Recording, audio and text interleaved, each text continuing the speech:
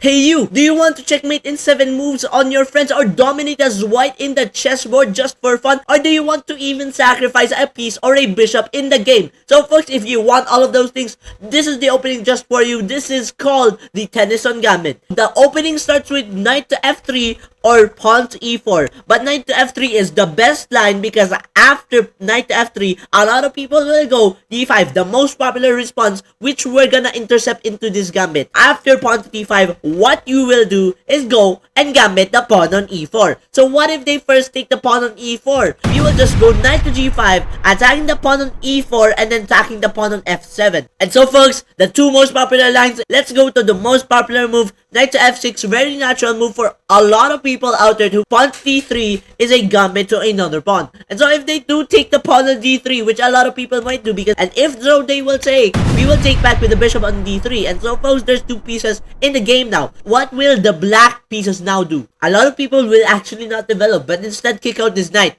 And so folks, in the next move, we'll actually sacrifice our knight on f7.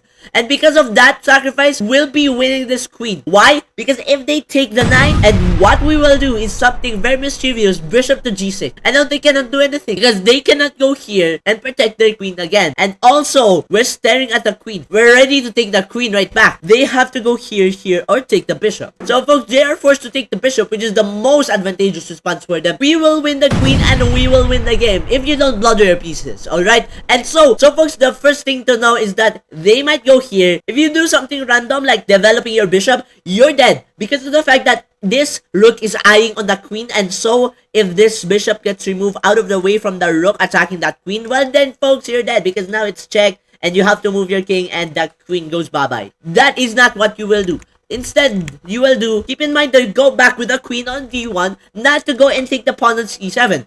Because folks, when you go and take the pawn on c7, the queen is clearly in jail. If you do with the hopeless move like this, well then folks, the queen is gonna be attacked, and then the next move, you can do nothing but castle, and now you're gonna lose it.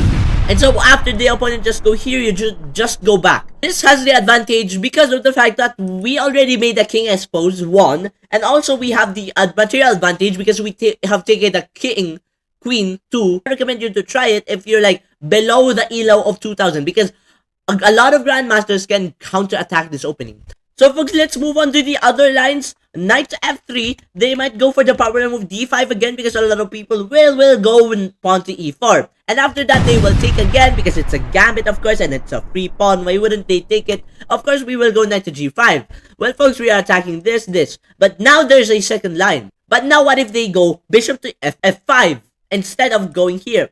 Well then folks, we can go pawn to d3, gambiting our pawn again on d3. Well then folks, if they do take our pawn on d3, we'll go queen to f3, attacking the bishop, attacking the pawn, attacking another pawn which would trap the rook. Take for example, the most popular move, pawn e6. Well then folks, if we take the pawn on e7, well then folks, they have a trap of taking the pawn on c2.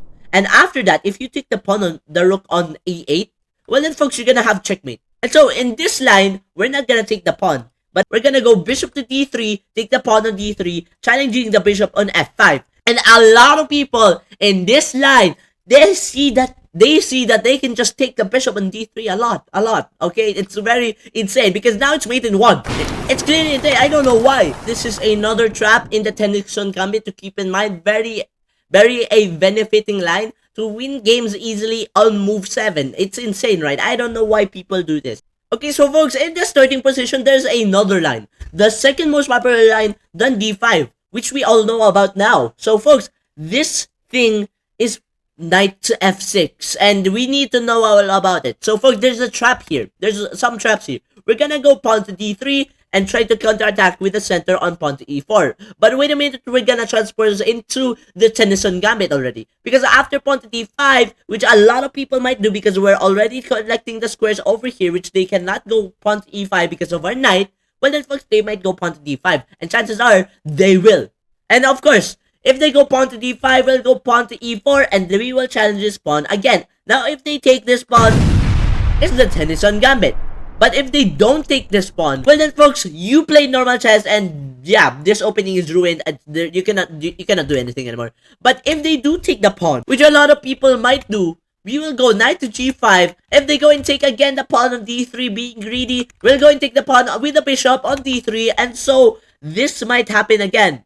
And surprisingly, if we go here and take the pawn on f7, sacrificing the knight yet again, well then folks, if they do take with the knight, we'll go bishop to g6, and yeah, you get the idea. Yeah, we're gonna take the queen, and we're gonna go back with the queen. In this line, folks, we're gonna go knight to g5. When we go knight to g5, there's a lot of lines, not only taking this. So folks, they might go and develop their bishop on this path over here, or maybe develop their bishop on this square on f5. So folks, let's first discover this, which a lot of people will do, because if they do that, we're just gonna develop the knight. But instead, if they take the pawn on d3 yet again with the bishop here, well then folks, we'll just go queen to f3, and that is attacking the bishop on f5. Just literally, and attacking the pawn on b7. But this time, no. If they go back here, there is literally a trap of trapping the rook, and it's an actual trap, not a trap in a counter trap. And black cannot counter trap as like a while ago with black. So folks, they will just run away like this, protecting the square on b7. If they go pawn to e6, which a lot of people will do, we'll just go and develop another bishop. And if they go bishop to e7, also developing their own bishop, we'll just go and castle.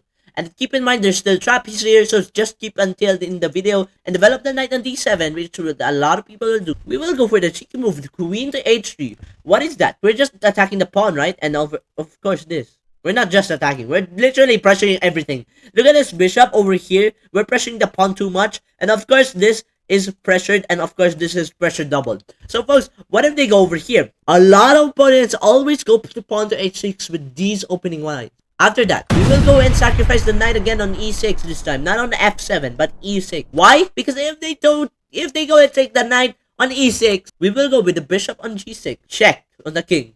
And if they go here, king to f8, your opponents will suffer. Your opponents will suffer the fact that this mate is coming, and they're gonna go insane because look at this. Look at the threats. Look at this. This knight is pinning this. And so on f6, again, we will go to the line. There's another line over here. e4 again. Well, then we have this option again. And there's a third option. Well, of course, I promise you to talk about it, but it is the move bishop to g4, attacking our queen. So folks, what we will do in this very pressuring position is that we will move the queen away to d2, avoid the attack from the bishop on g4. And so if we do that, they will take our pawn on d3, we will take back our pawn. And so if they do that, h6 will happen. It might happen in the game again. And if we take the pawn on f7, they might take the knight, and we will go here and bait again. And we will go back. And that is a very advantageous position for you guys. And another line will happen here, and a lot of times, g6, this time will happen. We'll just sacrifice the knight, because a lot of times, this might work. And of course it did. Because after this, we're opening the bishop, and we're opening the queen by moving the bishop. And now it's check. If they take the bishop, we will take the queen. If they take the bishop with the king, folks, we just won the game again. We just won the queen again. There are a lot of times we will just win the queen, and we have the plus advantage position according to computer, according to stock. I want to discuss one more line with you on knight to f6. Please allow me to introduce to you pawn to g6. Pawn to g6 here is a very passive play. And if they go bishop to g7, feeding and kettling their bishop because of this, of course, if they push the pawn, why would you push the pawn if you don't even feed and kettle your bishop? And of course, if they do that, we will just go and attack the knight. And folks, after that, you will just play normal chess. So folks, I have discussed all of the lines over here. I think that I know that I have analyzed a while ago. So folks, I hope you learned something in this chess game today. I taught you how to literally checkmate in 7 moves. And so folks, see you in the next video. If you want to make me more videos like this, please subscribe and like. Yeah, this opening is just crazy. Just takes your opponent's queen away. Very aggressive. Too aggressive. The most aggressive known for white here. But if your enemy is a GM, well then folks, you might not have the chance to take the queen of that opponent, because he knows how to counterattack the opening, because there are some ways to counterattack this opening. So folks, the best elo range to play this opening is at like 1000 and below, or 1500 and below if you're on bullet or in blitz. So folks, see you guys in the next video. Yeah, peace out.